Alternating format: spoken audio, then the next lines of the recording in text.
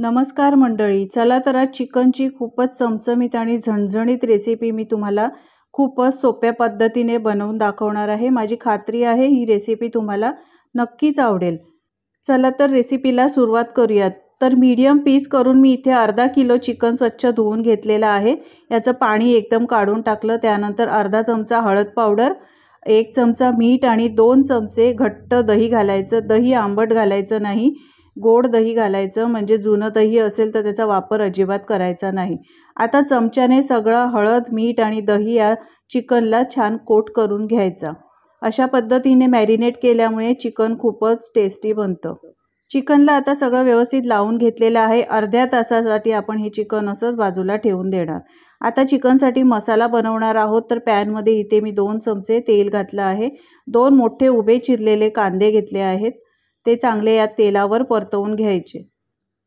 मंडळी, तुम्ही माझ्या चॅनलवर जर नवीन असाल तर चॅनलला सबस्क्राईब करायला विसरू नका।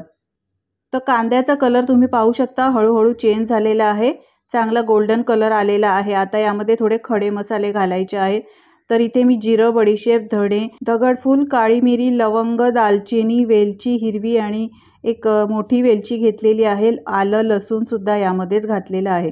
तुमच्याकडे यामधील मसाले, खडे मसाले अवेलेबल नसतील तर तुम्ही ते स्किप केले तरी सुद्धा चालतील।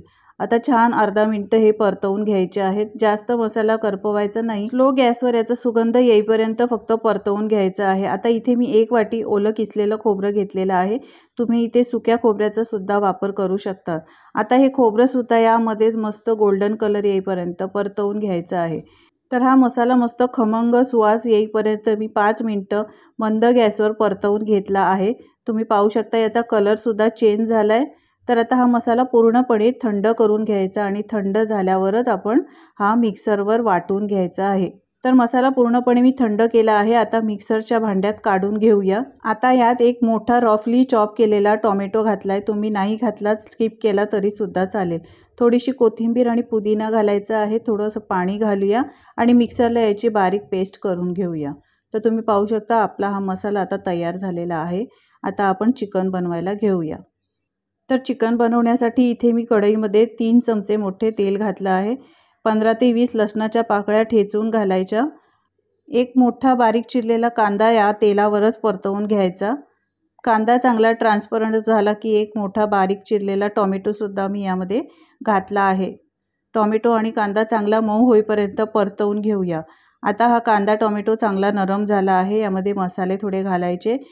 पाव चमचा हळद पावडर, 1 मोठा चमचा काश्मीरी मिरची पावडर, यामुळे ग्रेव्हीला खूप छान रंग येतो। 1.5 चमचा मालवणी मसाला वापरलेला आहे। मालवणी मसाल्यामध्ये एकदा तुम्ही चिकन नक्की ट्राय करा, खूपच छान लागतं। 1 चमचा धणे पावडर घालूया आणि हे मसाले चांगले या तेलातच परतवून घेऊया। अशा पद्धतीने तेलामध्ये मसाले परतल्यामुळे ग्रेव्हीला तर्री सुद्धा खूप छान येते। सगळे मसाले छान तेलावर परतवून घेतले। आता चिकन जे मॅरिनेट करून ठेवलं होतं ते चिकन यामध्ये घालायचं आहे आणि हा मसाला जो आहे चिकनला छान कोट करून घ्यायचा।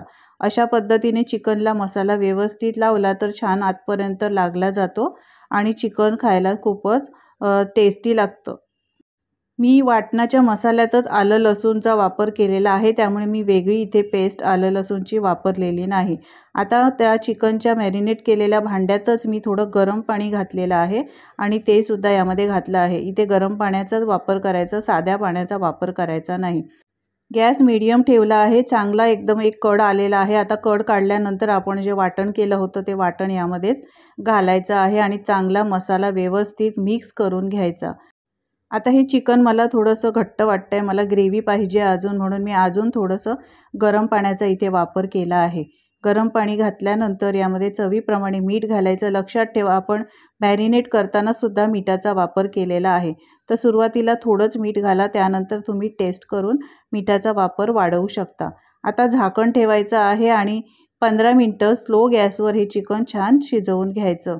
तर 15 मिनिटं चिकन छान मी शिजवून घेतलं आहे। मस्त सुगंध सुटलेला आहे। तुम्ही पाहू शकता याला तर्री सुद्धा खूपच मस्त आलेली आहे। आता यावर भरपूर चिरलेली बारीक कोथिंबीर घालायची आहे। मस्त चमचमीत आणि झणझणीत चिकन तयार झालेला आहे। आता गॅस बंद करून घ्यायचा। हे चिकन तुम्ही चपाती बरोबर, भाकरी बरोबर, भाताबरोबर गरमागरम खाऊ शकता।